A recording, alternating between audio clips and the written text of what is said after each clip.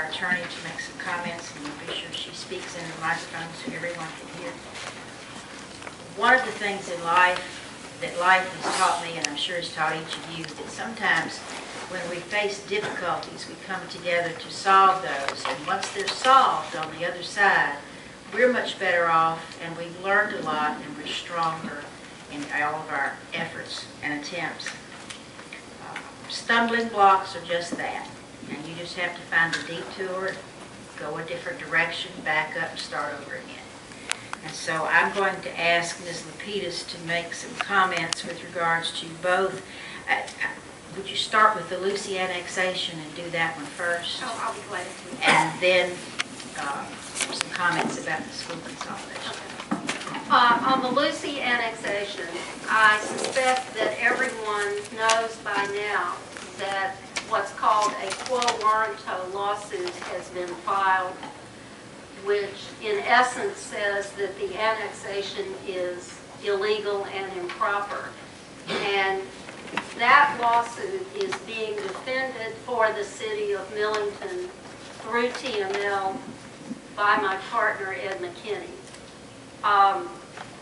The effect of the filing of that action is to stay the annexation so that as of now and for the near future until that lawsuit is resolved, Lucy residents are not citizens of the city of Millington and are not therefore entitled to vote in any Millington election. I suspect that people have a question about timing, and I can't answer that. An answer is normally due in 30 days from the date of the service of the complaint, which would be early, middle September. August. August. This has been August for me all day. And I have not talked with Ed about what he is planning to do, other than the fact that he and I discussed whether there was any procedure by which we could file and get heard and decided quickly a motion to dismiss the complaint. There are cases where that is appropriate and doable, but the response and the proof in this case is all based on allegations that he made, for which the city's response will be to give the real facts. And that takes some time, and it simply things like that do not get decided and cannot get decided on a motion to dismiss. So that's where we are.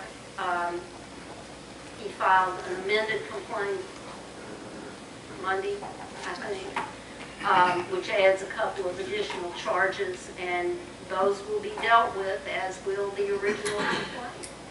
And that's really all I have to say about it at this point. I want to assure the residents that the residents of Lucy, from whom I have received, and I'm sure the board has received, numerous comments in various forms of communication, and their displeasure at this action. And I want to assure you that we are seeking other avenues to follow even as we speak. There are, as I understand it, 3 methods of annexation. We used the first method, which was by ordinance. There is a method of annexation by referendum. And so we may be looking at that. So we'll just leave that at that, and I'll try to have some answers more specific as soon as the attorneys give their, what we find out is legal in the state of Tennessee. Now, schools consolidation. Okay. The schools litigation, again, I am sure everyone here knows that the Shelby County Commission filed a third-party complaint trying to stop the suburban municipalities from establishing their own school districts. There was a hearing at which Judge Hardy Mays, this is in federal district court, and he declined to halt the election. But this case is still at issue. It is on that doesn't mean that he won't decide at some point that the other side wins. This is on a very, very fast track. The discovery, well, it's been bifurcated into two parts. The first part is the Tennessee constitutional claims, including the claim that this is invalid, that the laws that were passed to allow the suburban municipalities to establish their own school systems are invalid under the Tennessee Constitution because they are special legislation that is applicable only to one county, namely Shelby County. So that is the main thing that will be tried starting on September the 4th. The discovery deadline is August 10th. The briefing schedule is between August 10th and September the 4th. That's very fast. So I think everyone, and that's by agreement of all the attorneys and the judge, everyone wants to get this decided and on the road. Having said that, I think it's almost a certainty that whoever loses when the judge makes his decision is likely to appeal to the Sixth Circuit Court of Appeals. And that appeal, unless it is done and heard on some kind of expedited basis, and I don't know that it would be, we could be talking about anywhere from a year to 18 months or more from September, or whenever after the September trial the judge rules on that. The other piece of this litigation are the federal claims relating to the allegations that the municipalities are establishing their own school districts for impermissible racial discrimination purposes. That trial will not be until November 6th, Election Day. But that also is on a pretty short schedule, not as short as the Tennessee constitutional claims. That's really all I have to say about this at that point.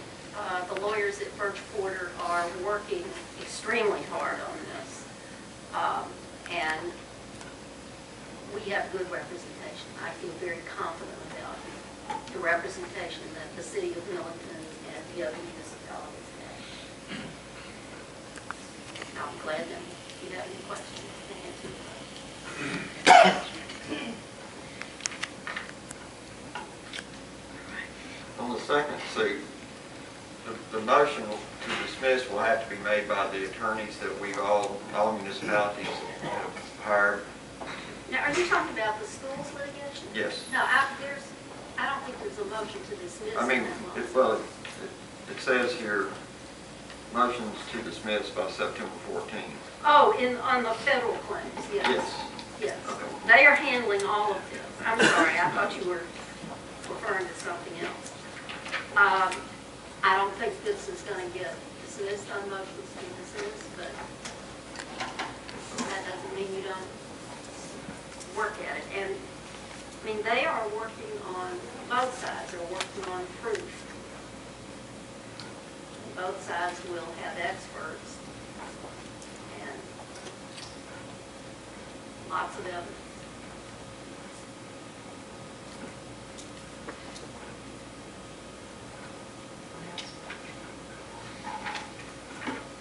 The only thing I can say is stay tuned. Try to keep you posted as things occur and as things unravel. It's just, we'll be putting as much as our attorneys allow us to put that is public communication on our website, so you can look for that on our website. All right, first item on the agenda to vote